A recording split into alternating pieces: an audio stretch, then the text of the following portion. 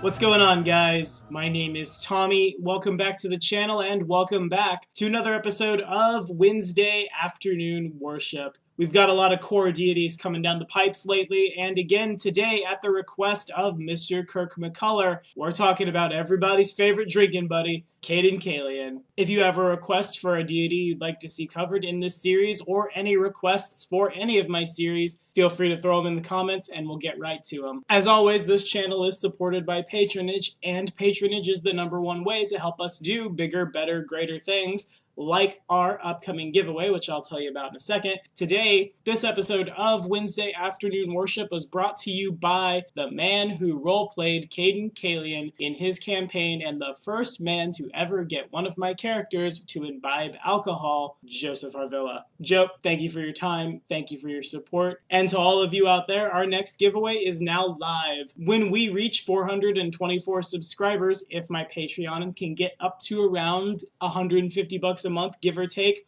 we'll run you and about 5 or 6 of your fellow subscribers through the Doomsday Dawn adventure for the Pathfinder 2nd Edition playtest. If you'd be interested in hearing more, you can follow this card right here, and as always, our Patreon link is in the description. Now let's get to it. So, almost every ancient culture has some god or goddess in their mythology who is associated with beer or wine. The Greeks had Dionysus, the Romans had Liber, but no one quite fills the niche that Cayden Cailean does in Pathfinder. Cayden Cailean is one of the Ascended, which is a mortal who has gone through the test of the Starstone and emerged a god.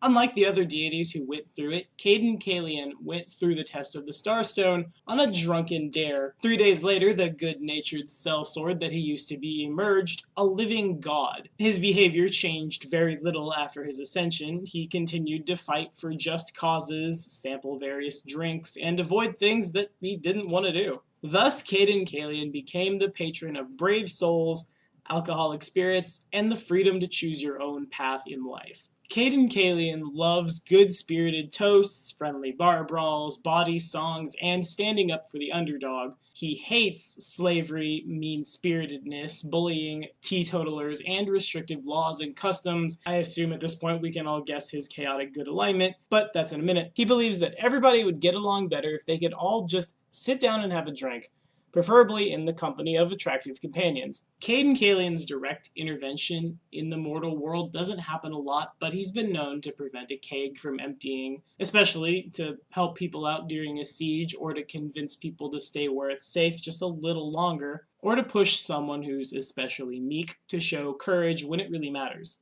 Cayden's had his share of hard times as a mortal, and thus he's not above helping someone for free now and then. Fun fact, did you know Kyrgyz, the god of good sportsmanship, might maybe be the child of Cayden Cailean and Desna? Yeah, that's a thing. It's rumored anyway, but you know what that means. It happened. Cayden Cailean's alignment is, yeah, you guessed it, chaotic good. His domains are chaos, charm, good, strength, and travel. His subdomains, Azada chaos, Azada good, competition, exploration, ferocity, love, lust, and resolve. Cayden Cailean's favored weapon is the rapier, and his symbol, a simple tankard. To perform Cayden Cailean's obedience, you must sing a song in praise of freedom, bravery, and your god's glory and good looks. The song must be audible to those nearby, friend or foe. Between stanzas, you must pause to drink from a full mug of ale, wine, or other spirits. When the song is done, drink the remaining alcohol while mentally composing the song you will sing on the morrow. If a creature is attracted by your song, do your best to engage it in conversation about the merits of Cayden Cailean. If hostilities become inevitable, leap boldly into the fight without hesitation. In return, you gain a +4 sacred bonus on saving throws against poison effects or, your own obedience. Cayden Cailean's Evangelist boons allow us to cast Liberating Command thrice a day, Knock twice a day, or once a day, Dispel Magic. At 16th level, once a day, as a standard action, you can create an illusory double of yourself that appears in a square adjacent to you. Your double acts on your initiative count and can move up to your speed each round. It always attempts to flank with you against a single target you designate.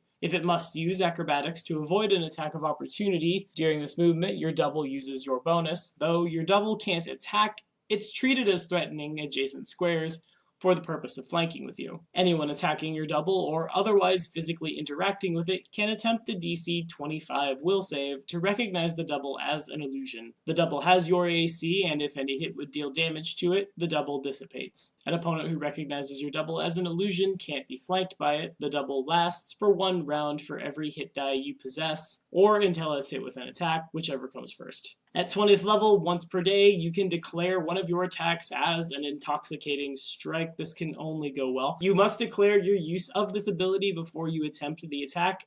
If that attack hits and you deal damage, your target immediately becomes intoxicated for 1 round for every hit dice you possess. An intoxicated creature takes a -4 penalty to AC on attack rolls and on skill checks, and its movement is reduced by 10 feet. Or in other words, once a day if you hit someone, you have a debuff that stacks, probably, with all the other debuffs. Yeah, okay, sure, I can get down with these. If nothing else, you've got a flanking buddy for your rogue. Exalted boons will grant us Bless Water thrice a day, Delay Poison twice a day, or Create Food and Water once a day. At 16th level, once per day as a standard action, you can summon a pair of Brelani Azadas to aid you. You gain telepathy with them out to 100 feet. They follow your commands perfectly for 1 minute for every hit dice you possess before vanishing back to their home in Elysium. The Brelanis don't follow commands that would go against their chaotic good intentions. These commands not only earn refusal and scorn from the Brelanis, but could cause the Brelanis to attack you if the command is particularly egregious. Yeah, we've heard this one a million times throughout the core deities. At 16th level, I think I'd like to do a little more than summon a pair of CR6 things. No thanks. At 20th level, as a full round action, you transform a single serving of an alcoholic beverage into either potent holy water or a potion of cure serious wounds. A potion created in this way heals 3d8 points of damage plus 1 point of damage for every hit die you possess to a maximum of 3d8 plus 15. The holy water you create is more potent than usual. It deals 4d4 points of damage to an undead creature or evil outsider, and 2d4 points of splash damage to each such creature within 5 feet of the point where the flask hits. Holy water and potions created in this way last for an hour. You can use this ability a number of times per day equal to your charisma bonus, which isn't such a bad thing. You turn a bunch of wine over the course of like 25 full round actions before you hit the dungeon into potions, pass them out to the party. There's nobody out there who doesn't like a potion of cure serious wounds. Well, okay, the damp here doesn't like it, your undead friends don't like it, but 9 times out of 10, this is probably pretty good at least. Sentinel boons grant us Blessed Weapon thrice a day, Brow Gasher twice a day, or Greater Magic Weapon once a day. At 16th level, whenever you fight with a dagger, kukri, rapier, sickle, short sword, or star knife, you also gain a +2 deflection bonus to your AC, provided you have the weapon training Light Blades class feature. If you don't have that class feature, you instead gain a +1 sacred bonus on attack rolls when using weapons from the Light Blades weapon group. Actually, come to think of it, there's probably been a lot of weapons printed since Inner Sea Gods that fall into this category. So obviously consult with your GM before you do this, make sure everything's on the level so he doesn't get surprised in the middle of his campaign. But light blades include the bayonet, butterfly knife, butterfly sword, chakram, dagger, deerhorn knife, drow razor, dueling dagger, gladius, hungamunga, kama, kitar, karambit, kukri, machete, madu, manipul, pada, quadrants, rapier, snapkang, sawtooth saber, caesar, short sword, sika, sickle, spiral rapier, star knife, swordbreaker dagger, sword cane, wakizashi, and worst weapon in all of Pathfinder in my opinion, the war razor. The more you know. At 20th level, keep a record of every time you roll a natural 1, oh this is going to be great, on an attack roll to a maximum number equal to your charisma bonus. Anytime you roll a critical threat on an attack roll, you can trade in one of your tallied natural 1s to automatically confirm the crit.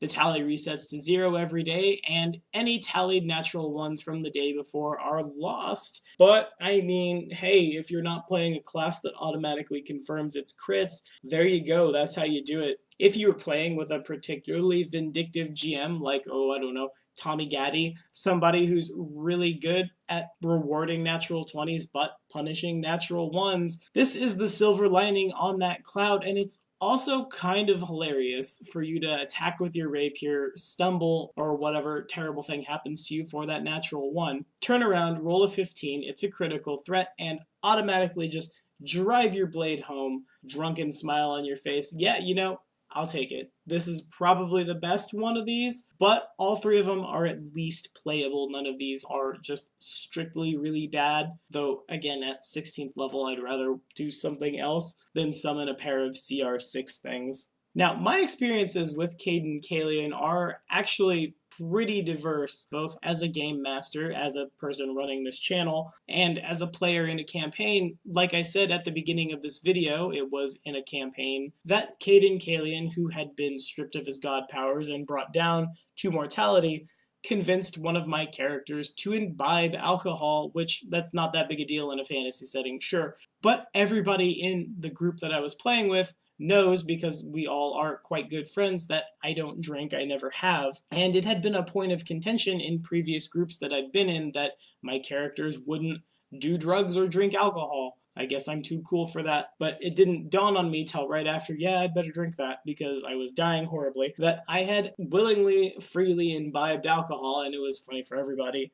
As a GM, I did something similar, not intentionally at the same time as that campaign was running with the same people, like 24 hours later, where all the gods would lose their powers. The players were going to run through my own great old one, tinged, I will say, not themed, version of the Test of the Starstone, and to figure out how to qualify for the Test of the Starstone, a sort of like pre-quest to the quest. They had to find all these gods who had passed the Test of the Starstone, but since had been stripped of their powers. Cayden was one of them, and Cayden essentially did the same thing. He played the role of the healer. I probably played him a little too inebriated, because I wasn't as familiar with the lore back then as I am now, but it was still fun to just kind of like fall over with a bottle that looked like it had a hurricane trapped inside of it and dump it in somebody's mouth. As a YouTuber, I will say the first comment I remember on my videos from someone I didn't know, either personally or through inter-channel relationships, was in regards to a cleric of Cayden Cailean. I've been waiting for this video to be requested for quite a while now, because Kirk talks about his cleric of Cayden Cailean